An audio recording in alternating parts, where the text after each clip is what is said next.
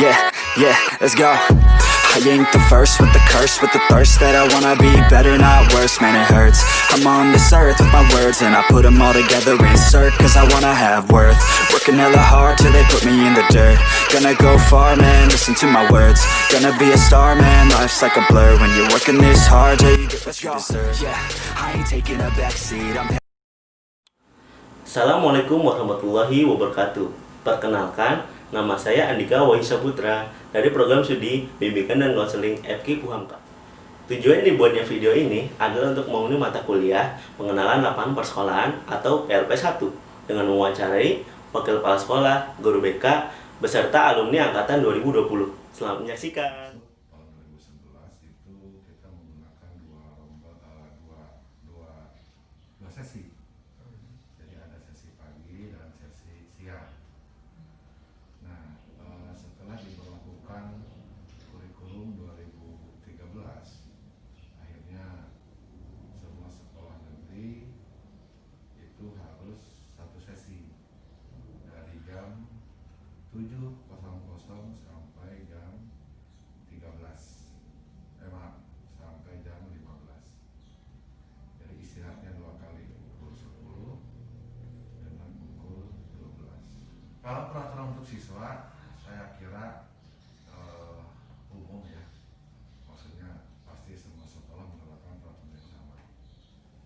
Siswa tidak boleh terlambat, siswa tidak boleh membolos, merokok, melakukan asusila, pokoknya hal-hal yang negatif lah selama mereka berada di lingkungan sekolah dari mulai jam 7 sampai jam 3 sore itu.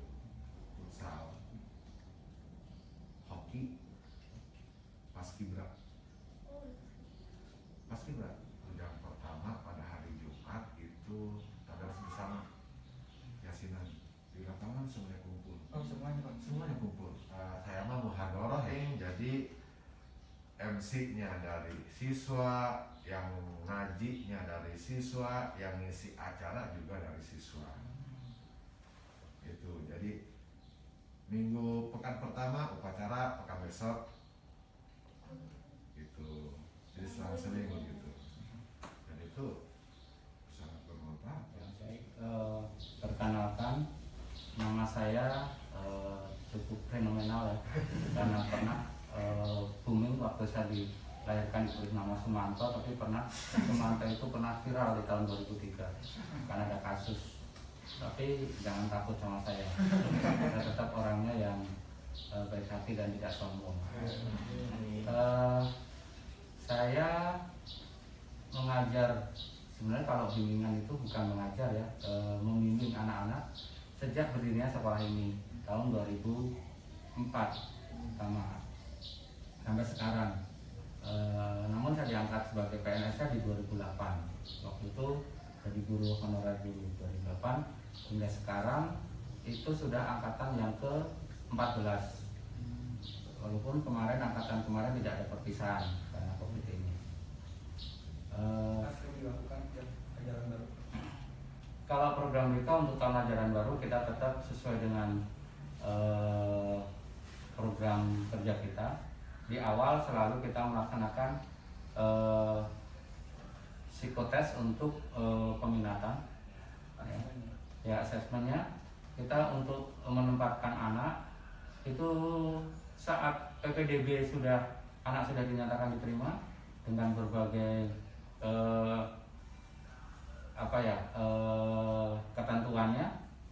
Kalau sekarang karena memang zonasi, ya zonasinya, atau kalau kemarin ada zonasi, ada prestasi, ada juga dengan jalur zonasi, prestasi, afirmasi bagi tidak mampu. Tapi memang ada kelemahannya, ada kelebihannya. Zonasi ini kelebihannya memang mengakomodir semua warga sekitar sini. Seperti apapun prestasinya, nilainya, kalau orang sekitar sini dan radius sekian masuk, nggak peduli dengan kemampuan akademiknya. Nah, tapi ada kemarin agak lebih adil jadinya 50% zonasi, 30% prestasi, 15 afirmasi, dan juga pindah tugas. Ada 4 jalur ya, mungkin perlu Anda kenali juga jalur-jalurnya itu. Cuma memang konsekuensinya begitu, jalur zonasi ini karena tingkat prestasi akademiknya tidak menjadi acuan, maka ya kita harus maklum kalau inputnya anak-anak yang kemampuannya kalau dibilang itu tidak seperti saat seleksi pakai, kalau bahasa dulu NEM, mungkin waktu kalian SMA masuk pakai NEM, masih berani beradu dengan teman-teman, wis SMA mana, favorit mana, itu NEM-nya diterima harus sekian. Kalau sekarang misalnya, tapi karena kan juga nggak ada ujian nasional, tidak punya NEM kan, yang waktu sebelumnya udah, itu anak-anak dengan kemampuan kalau diseimbangkan 15, 16. Saya bekerja bersama 2 orang rekan saya. Di situ ada Ibu Eni Melina dan Ibu Eva Luciana Dewi yang bertugas untuk mengampu kelas 12. Saya di kelas 12, Bu Rina di kelas 11, dan Ibu Eva di kelas 10. Untuk latar belakang saya belajar waktu itu dari IKIP Negeri Yogyakarta, sekarang dikenalnya dengan UNJ. Ya. Saya lulus tahun 90-an 3. Sebenarnya prodi saya kalau dulu di UNJ itu ada PPB, Psikologi Pendidikan dan Bimbingan. Kemudian ada belah 2, Psikologi Pendidikan dan Bimbingan itu ada bimbingan konseling dan ada psikologi pendidikan. Nah, waktu itu saya ambilnya psikologi pendidikan. Tapi karena kebijakan pemerintah, psikologi pendidikan itu akhirnya ditutup karena dipersiapkan untuk guru SPG, dan SPG ditutup juga. Tahun itu SPG ditutup, Sekolah Pendidikan Guru untuk SD. Nah, akhirnya semua jurusan PPB dilimpahkan sama dengan BK karena memang satu jurusan cuma beda prodi. Tapi muatannya tadi saya bilang variatif ya. Ya, beberapa kasus ini anak-anak yang mungkin kasus-kasus yang mungkin kalau secara moral itu agak menyimpang, itu ini hal-hal yang wajar biasa, karena keinginan tahuan anak-anak tentang seks, video-video yang tidak sengaja itu saat razia HP, saat apa terbongkar, akhirnya beberapa anak, dan ini pun bukan hanya anak laki-laki, ternyata belum lama ini malah yang statusnya ada yang secara moral tidak baik, itu malah yang punya anak perempuan kemarin itu baru kelas 10 tuh, baru masuk kemarin. Tapi ya akhirnya kita bimbing, panggil orang tuanya supaya ya minimal antisipasinya pencegahan dari pihak orang tua, terus dihapus, dibersihkan HP-nya supaya tidak melihat lagi.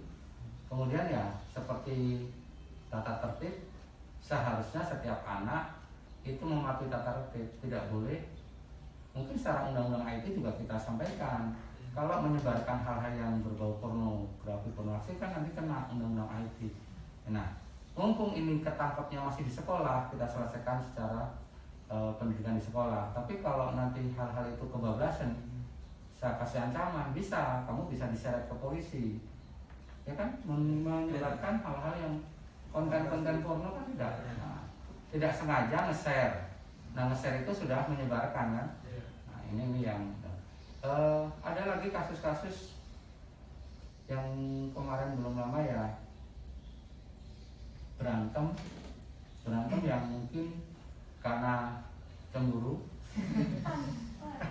Ada anaknya udah lulus tahun ini, berantem karena cemburu, gara-garanya sebenarnya sepele, karena cewek yang dia suka itu dekat sama teman di OSIS-nya gitu. Nah, dia bukan anak OSIS. Waktu itu melihat mungkin kebakar api cemburunya, suatu saat ada di luar sekolah, di warung sana, langsung. Assalamualaikum warahmatullahi wabarakatuh. Perkenalkan, nama saya Tiara Yoktaviani dari lulusan 2020. Saya di sini lulusan jurusan IPA. Selama kamu di sekolah ini, kamu ikut kegiatan apa aja? Kayak ekstrakurikuler gitu? Kalau aku ikut organisasi Palang Merah Remaja, PMR. Pernah ikut kejuaraan-juaraan gitu nggak selama di sekolah? Belum sih. Oh, belum.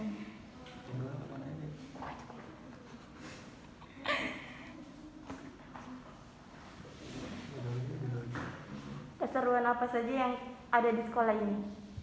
Seru, punya banyak kenalan temen lingkungan kelas yang sifatnya beda-beda, jadi bisa nge-survive diri kita buat nyamain di posisi mereka. Maksudnya kayak adaptasi bareng banyak sifat kayak gitu kan.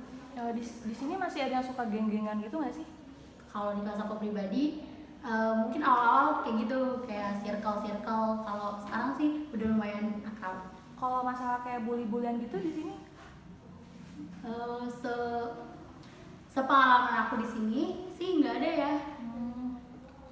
Terus menurut Ade, kegiatan belajar mengajarnya mudah untuk dipahami atau mengasihkan atau seperti apa gitu pendapatnya?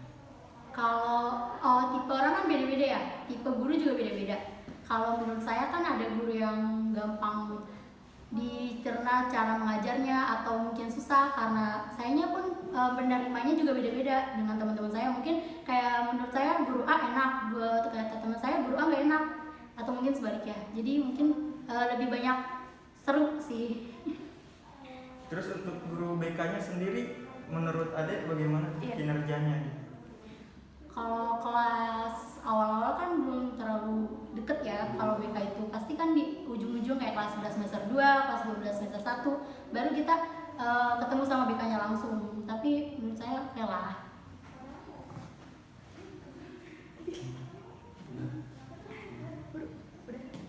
Terus kesan Ade gitu untuk sekolah ini bagaimana gitu kan? Ade udah lulus tahun 2020 sekarang gitu kan. Jatuhnya Ade udah melanjutkan ke jenjang baik itu perkuliahan maupun bekerja gitu. Harapannya untuk sekolah ini ke depannya seperti apa gitu? Kesan-pesan ya, kalau kesan saya sih yang mengesankan lah ya, karena kan dunia SMA itu nggak bisa diulang, apalagi umur-umur remaja. Kalau pesannya semoga sekolah ini bisa mengembangkan murid-murid yang lebih baik lagi, terus lulusannya juga berkualitas, terus organisasi dan guru-gurunya mungkin berinovasi untuk cara pengajarannya gimana, jadi biar makin seru.